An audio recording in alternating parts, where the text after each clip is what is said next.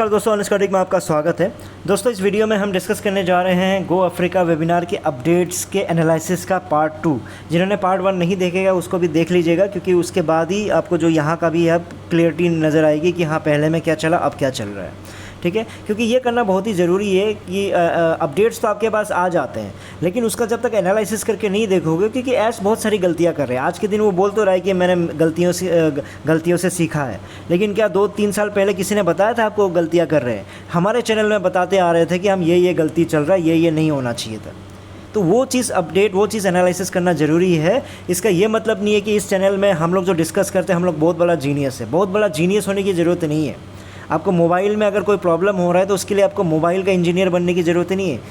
आपको बस एक बेसिक कंज्यूमर होना चाहिए, एक बेसिक कस्टमर बनना पड़ेगा, जिसको थोड़ा सा नॉलेज होता है कि क्या गड़बड़ हो सकता है, क्या गड़बड़ नहीं हो सकता। ये तो नॉलेज सबके पास ही होता है। सेम चीज़ आपके टेक्नोलॉजी में होता है।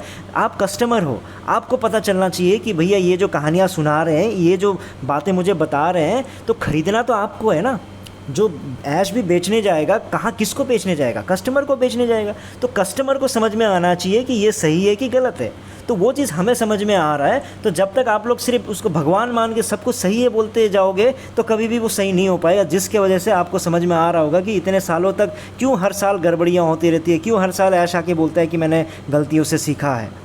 क्योंकि कोई गलतियाँ बताने वाला है नहीं। क्योंकि आप उसको भगवान मान के फ़ोटो फ्रेम लगा के अगर पूजा करते रहोगे, हमारे एक वकील साहब है, वो पूजा ऐसे ही भगवान का ऐश का फ़ोटो का पूजा कर रहे हैं, तो ऐसे ही होगा।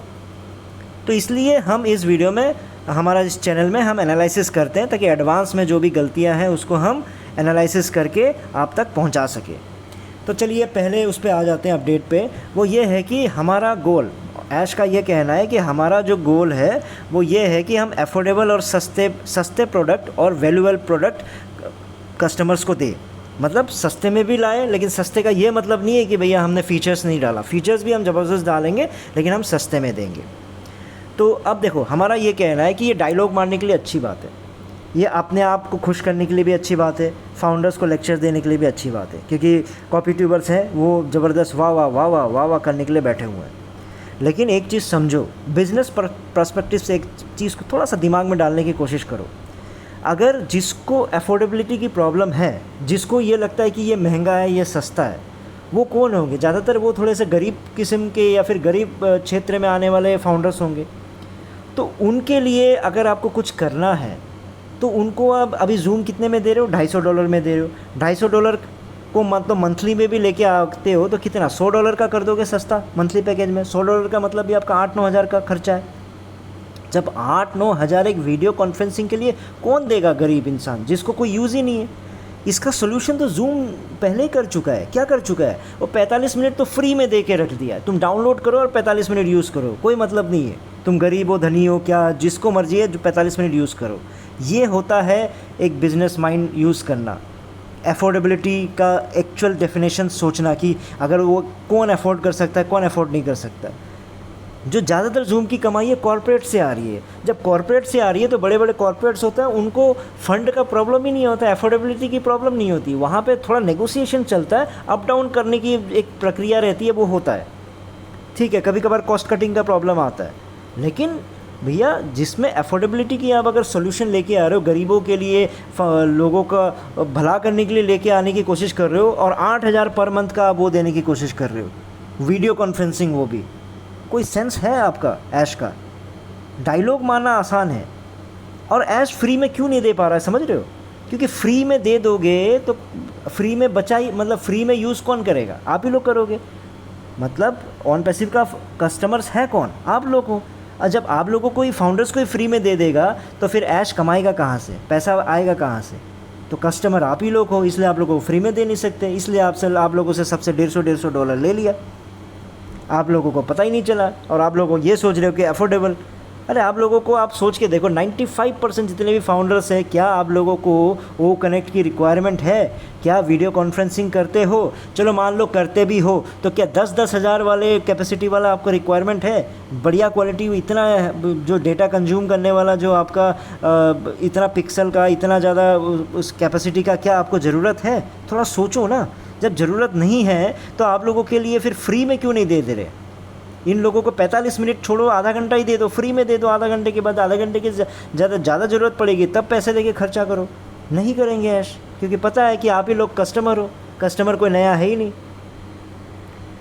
उसके बाद फिर आते हैं हमारे अगले अपडेट पे, वो है हमारा इंजीनियर मुराद का कहना है डेटा कंजम्पशन पे कि we are working on a new solution. हम एक न्यू सोल्यूशन पे काम कर रहे हैं जहाँ पे आपका डेटा कंजम्पशन है वो 25% घट जाएगा जितना अभी आपका कंज्यूम हो रहा है।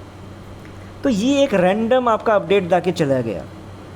तो इंजीनियर मुराद मैं आपसे जानना चाह रहा हूँ, ये जो न्यू सोल्यूशन की बात कर रहे हो तो ये न्यू सोल्यूशन क्या आपने खोज किया है या ऑनपैसिव ने खोज किया है, या फिर ये पहले से किसी और का है जो आप उसको अपने सॉफ्टवेयर पे अप्लाई करने की कोशिश कर रहे हो, क्या है? अगर आपने ये डिस्कवर किया, आपने इन्वेंट किया या फिर आपने कोड किया है तो इसका मतलब इसको पेटेंट करना चाहिए और उस पर हंगामा भी मचना चाहिए कि भैया ऑनपैसिव ने एक ऐसा कुछ कर दिया कि दुनिया में अभी तक जो एवरेज चल रहा है डेटा कंजम्पशन उससे भी 25% कम करके आप देने की कोशिश कर रहे हो, आप दे सकते हो। तो ऐसा आपने तो ऐसा कुछ बोला ही नहीं है। तो और आप ये बोल रहे हो कि 25% अभी जितना यूज़र है उससे घट गया। ये कौन सा तरीका होता है बताने का? आप एक इंजीनियर हो, आपको एक मतलब डेटा के साथ आपको ये सब एग्जांपल देना चाहिए कि अभी हमारा कंजम्पशन इतना है और उसका 25% हो जाएगा। उससे आदमी रिलेट कर पाएगा कि अभी इंडस्ट्री का जो एवरेज है, बाकी जितने भी वीडियो कॉन्फ्रेंसिंग है वो कितना कंज्यूम कर रहा है और ऑनपैसिव कितना कर रहा है। फिर ऑनपैसिव का 25% हो जाएगा तो वो जो इंडस्ट्री में चल रहा है उससे भी कम हो जाएगा, या फिर जहाँ ताकि अभी भी जो बाकी जो जूम वूम यूज़ कर रहा है उससे भी अभी भी ऊपर है। क्या है, क्या डेटा है आपका? तो कुछ गुचड़ुम है। स्टैटिस्टिक क्या है आपका डेटा का? कुछ मतलब है? मैं आपको बता रहा हूँ, जैसे मानो 101 जूम कॉल करते हो आप, तो 101 जूम 480 के पिक्सल में करोगे तो 500 MB के आसपास का लगता है 1 घंटे में। और वही 720 वाले पिक्सल में करोगे तो 1 GB के आसपास लगता है 1 घंटे का। और अगर 1080 पिक्सल में करते हो तो 1.5 GB से ऊपर लगता है 1 घंटे का। तो ये डेटा होता है। तो इसका हम लोग 25% कर सकते हैं कि हाँ चलो अभी इतना चल रहा है, इसका 25% निकालेंगे। अरे भैया क्या है अभी आपका ऑनपैसिव का क्या चल रहा है? आपने इतने में तो R&D किया होगा ना, इतना तो आपको रिजल्ट पता चला होगा ना कि अभी कितना चल रहा है। कोई मतलब नहीं है। आप इंजीनियर मुराद बोल के अपने इंट्रोड्यूस किया ना, तो आपको डेटा एक फैक्ट के साथ रखना चाहिए था। ये रैंडम बातें बोल के हवा या जैसे ऐश आके बातें करता वैसी ही बात करके आप चले गए। फिर 3 साल के बाद वही बात बोलेंगे। जब भी अभी जो वीडियो लीक हुआ था ना उसमें यही बोला गया था ना, हमारे CEO कमाल जो बोल रहे थे कि हमारे जितने भी इंजीनियर हमने रिक्रूट किया था उसमें से 11 थे, 11 में से 6 को हमने निकाल दिया क्योंकि वो ढंग से वो जो क्वालिटी हम ढूंढ रहे थे वो मिल नहीं पाया। यही चीज़ होगा। 3 साल बाद पता चलेगा आपको भी निकाल दिया, फिर बोलेगा उस इंजीनियर ने ऐसा कर दिया वैसा कर दिया। तो फैक्ट के साथ बताना चाहिए था ना आपको। 25% of what is the current consumption?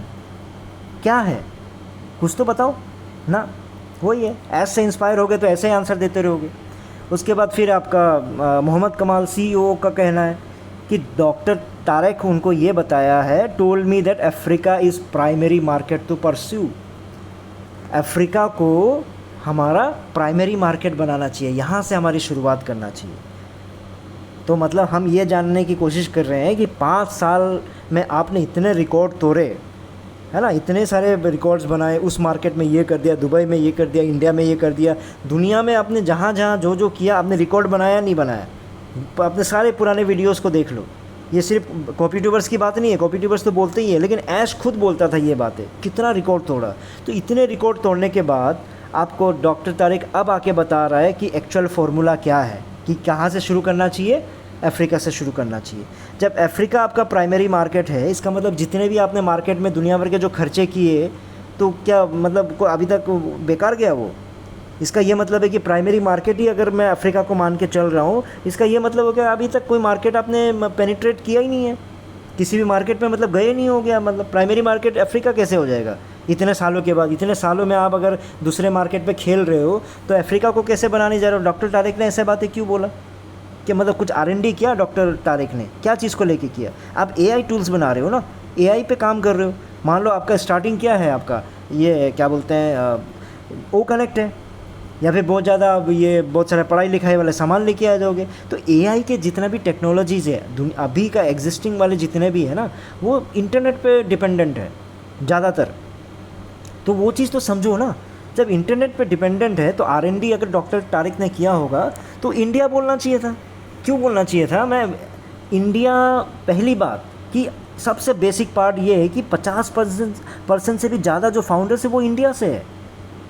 और अगर हम इंटरनेट यूज़र्स की बात करोगे, जो जिस पे आप एआई टेक्नोलॉजी के जो इतनी जो लेक्चर्स मार रहे हो, तो पूरा अफ्रीका जो कॉन्टिनेंट है उसके सारे देशों को मिला के उतना इंटरनेट यूज़र नहीं है जितना सिर्फ इंडिया में है।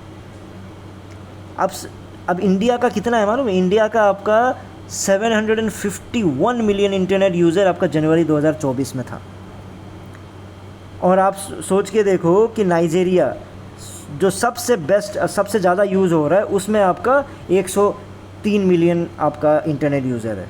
103। Egypt, south Africa, Morocco, south Africa 45 million, Morocco 34 million के आसपास, घाना, तंजानिया, इथोपिया, केनिया 22, सूडान 13। क्या है कितना टोटल मिला के कितना हो रहा है, आप सोच के देखो।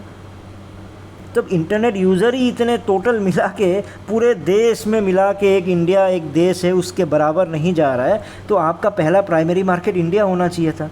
चलो सिर्फ इंटरनेट यूज़र को मत देखो, फाउंडर्स का हिसाब किताब तो कर लेते कि कितने फाउंडर्स हैं, उसके हिसाब से भी इंडिया पेनिट्रेट करना चाहिए। इंडिया को प्राइमरी मार्केट बोलना चाहिए था। नहीं बोलोगे, पता है, क्योंकि फिर वही है कि इंडिया में पता है कि भैया जब देखेगा कि ऐसा है वैसा है, ये प्रॉब्लम है, भाई ये कौन सा प्रोडक्ट लेके आ गए, पता है ये पकड़ लेंगे। तो इस चक्कर में इंडिया में ना कभी वेबिनार होते देखा, ना इस तरह की बड़ी बड़ी बातें करते देखा, इंडिया के ना मार्केटिंग किए जा रहे हैं, कुछ नहीं हो रहा है। और फ्यूचर के लिए रख दिया है, करेंगे क्योंकि पता है कहीं ना कहीं फिर फंस जाएंगे। अब यही चीज़ आप फिर अफ्रीका में करने की कोशिश करोगे, उसमें पूरे देश में अलग अलग देशों में जाना पड़ेगा। आप सोच के देखो, फिर अलग अलग देशों में जाओगे, फिर गरीब लोगों को ज़्यादा पकड़ोगे, फिर गरीब लोगों से अब ज़बरदस्ती वो कनेक्ट खरीदवाओगे, फिर फंस जाओगे एमएलएम वाले प्रोसेस में जिनको ज़रूरत नहीं है। फिर बोलोगे कि अफ्रीका में केस हो गया, ये हो गया, वो हो गया, वहाँ बैन कर दिया, ये बैन कर दिया, है ना। तो थोड़ा चीज़ों को समझो। तो कंक्लूजन क्या है, इन सभी चीज़ों से आपको समझ में आ रहा है ना कि ऑन पैसिव किस तरह से काम कर रहा है, क्यों हर साल कुछ ना कुछ प्रॉब्लम में फंस जाता है, क्यों सारी दुनिया का प्रॉब्लम ऑन पैसिव को ही फेस करना पड़ रहा है, क्यों ऐसा होता है कि सारी दुनिया ऐसा लग रहा है कि सिर्फ ऑन पैसिव के पीछे पड़ा हुआ है। कोई किसी के पीछे नहीं पड़ा हुआ, ये अपनी गलतियों का नतीजा है, अपनी गलतियों से सीख रहे हैं। 5 साल के बाद ऐश ये बता रहे हैं आप लोगों को कि गलतियों से सीखने के, आगे बढ़ने का क्या मज़ा है, गलतियों से सीख के ये सब बातें कर रहे थे। और 2021 में मैंने जब बोलता था कि मैंने ये लाइन बोला था, पुराना वीडियो लेके आप निकाल के सुनना, ये बात मैंने स्पेशली बोला था कि on passive is just an experiment by Ash with founders money. मेरा ये कहना था कि ऑन पैसिव एक एक्सपेरिमेंट है जो ऐश कर रहे हैं फाउंडर के पैसों से। उससे क्या होगा, अगर फ्लॉप भी हो जाएगा तो ऐसा कोई ऐश को प्रॉब्लम होना नहीं है, क्योंकि पैसा फाउंडर्स का है। और अगर सक्सेस हो जाएगा तो वो डिपेंड किस पे करेगा, प्रोडक्ट की क्वालिटी पे करेगा। यही बातें मैंने पहले बोला था आपका। लेकिन 95% फाउंडर्स उस समय मेरे को गालियाँ देने में लग गए थे, भाई भरोसा ही नहीं है, क्या बकवास की बातें कर रहा है, ये है वो है। क्यों? क्योंकि उसने ऐश ने खुद को, अपने आप को ऐसा जीनियस बोल के दिखाया। जब जीनियस बोल के दिखाया तो फिर बड़ा चढ़ा के फिर हमारे इंडियन लीडर्स और कॉपी ट्यूबर्स ने उसको भगवान बना दिया। कहानी ख़त्म।